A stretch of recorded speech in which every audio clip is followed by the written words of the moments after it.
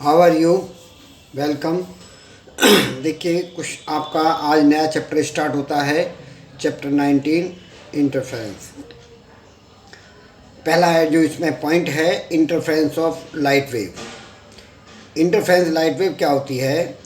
When two light wave of the same frequency and having the constant phase difference between them, they superimposed will it traveling in the same direction when the resultant intensity different point of the medium will be different from their intensity. At the certain point of the medium is resultant intensity is maximum while the certain other point is minimum.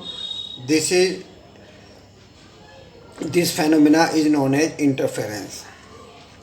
तो क्या हुआ आपका इसमें जो two light wave same frequency की constant phase difference में वो जो है ट्रेवल करती हैं और उनके सुपर इम्पोज से जो नई वेव प्रोड्यूस होती है रिजल्टेंट वेव, उसकी इंटेंसिटी डिफरेंट पॉइंट पर, मीडियम के डिफरेंट पॉइंट पर डिफरेंट इंटेंसिटी होती है और एक सर्टेन पॉइंटों पर इंटेंसिटी ऑफ मीडियम के रिजल्टेंट इंटेंसिटी मैक्सिमम और वाइल अदर सर्टेन पॉइंट पर intensity minimum.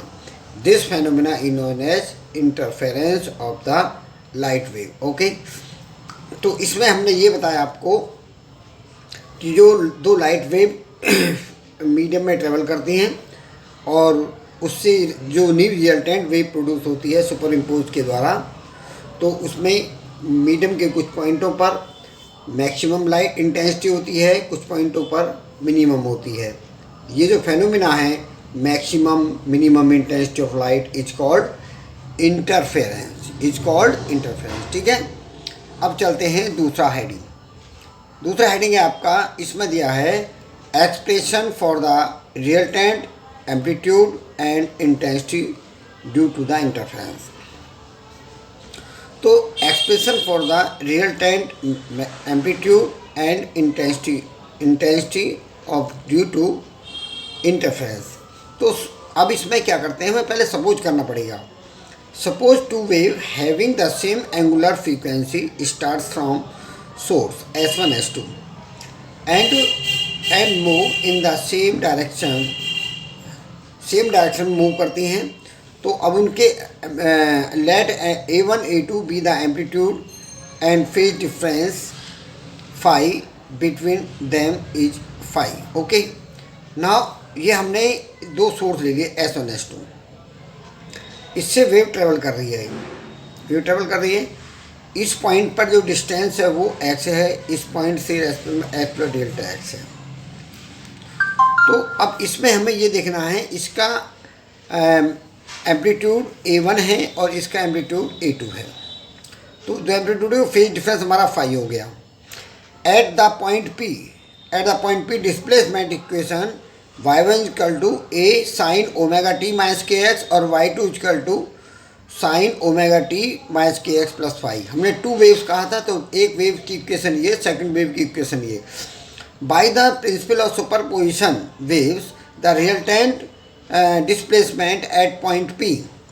Okay, and next is then the resultant displacement equation y equal to y1 plus y2। First equation y1 थी, second equation y2, दोनों को add कर दिया तो y1 की value कितनी है a1 sign omega t minus k x और y2 की वैल्यू कितनी होती है a2 साइन ओमेगा टी के minus k x into plus five. अब इन दोनों को हमें क्या करना है, इसमें इस सेकंड वाले में sine of a plus b का फॉर्मूला लगा देंगे। ये तो एज इट इज आ जाएगा। इस पर sine of a plus b का फॉर्मूला लगाएंगे तो क्या लिखेंगे a2 sine omega t minus k x plus five, a2 cos omega t minus k x into sine five.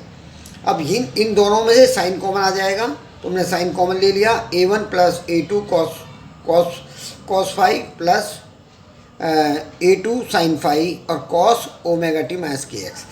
इसको हम एक कांस्टेंट क्वांटिटी मानते हैं, इसको एक कांस्टेंट क्वांटिटी मानेंगे, इसको दूसरी मानेंगे। तो हमने क्या let a1 plus a2 cos phi equal to r cos theta, a2 sin phi equal to r sin theta. Equation number 2।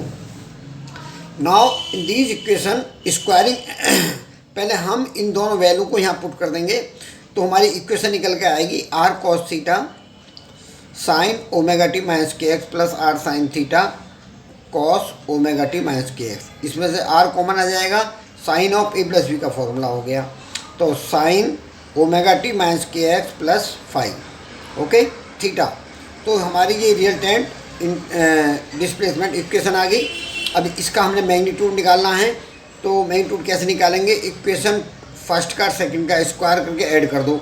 तो फ्रॉम इक्वेशन फर्स्ट का स्क्वायर एंड सेकंड का square then we have r square cos square theta plus r square sine square theta equal to, तो first का square a1 square a2 cos square phi plus 2a1 a2 cos phi, now second a2 square plus sine square phi. अब क्या करेंगे, इसकी जो value होती है इसमें आर स्क्वायर कॉमन ले लेंगे तो हमारा cos square theta plus sine square theta हो जाएगा। यहाँ पर a1 स्क्वायर हो गया पहला, a2 और इन दोनों को ऐड कर देंगे तो हमारा a2 आ जाएगा, क्यों इन दोनों की वैल्यू कितनी हो जाएगी 1। अब ये 2a1 a2 हमने ऐसे लिख दिया। अब हमारी इसकी वैल्यू कितनी आई थी 1 की मल्टीप्लाई आर स्क्वायर में करेंगे तो आर स्क्वायर आ जाएगा। तो आर स्क्वायर वाला a1 square plus a2 square 2a1 a2 cos five. This is the magnitude equation of the resultant wave. Resultant wave का जो है मैग्नीट्यूड इक्वेशन है ये, ओके। अब हम इसका इंटेंसिटी का जानते हैं, फॉर्मूला क्या होता है? इंटेंसिटी होती है के आर स्क्वायर, दैट इज, क्योंकि हम ये जानते हैं ये होता है इसलिए तो हम ये कह सकते हैं I proportional r square. R क्या है? Amplitude of the wave. Intensity of the wave is directly proportional to the square of the amplitude.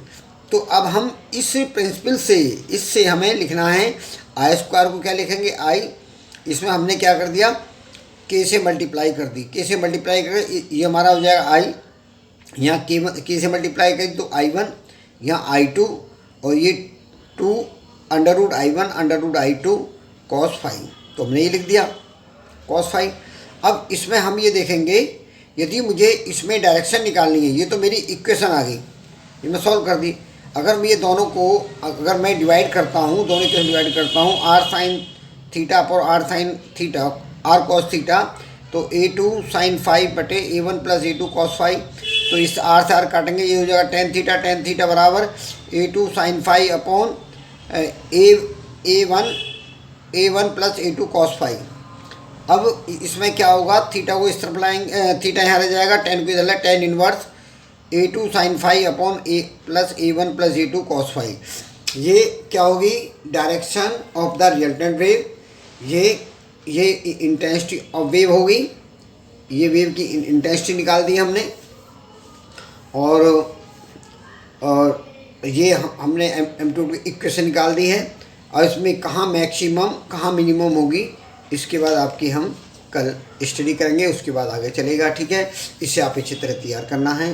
Okay.